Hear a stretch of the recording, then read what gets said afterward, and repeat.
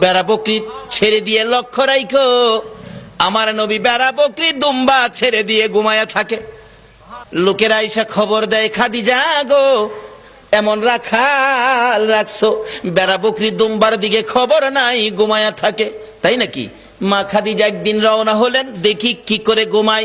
যাইয়া দেখে বেড়া বকরি দুম্বা ছেড়ে দিয়ে আমার আপনার নবী ঘুমিয়েছে। বড় বড় অজগর সাপ এসে নবীজির মাথার উপর ফনা ধরে ছায়া দিতেছে। খাদিজা বলেন, না না, এই রাখালের বকরি জংলার বাগে নিবে না। খাদিজা বাড়ির দিকে যায় আর ফিরা ফিরা চায়, এটা কেমন রাখাল রে? এই রাখাল তো সাধারণ কোনো মানুষ নয়। খাদিজা চিনে ফেলেছে।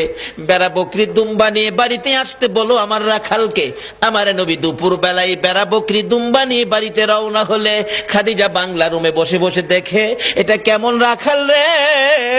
যে রাখাল রৌদ্রের মধ্যে আসতেছিল, আকাশের মেঘের টুকরা এসে রাখালের উপর ছায়া দেয়।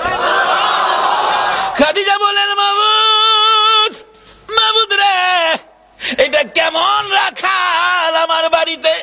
নিশ্চয়ই উনি সাধারণ কোনো মানুষ নয়, নিশ্চয়ই কোনো মহামানব হবে।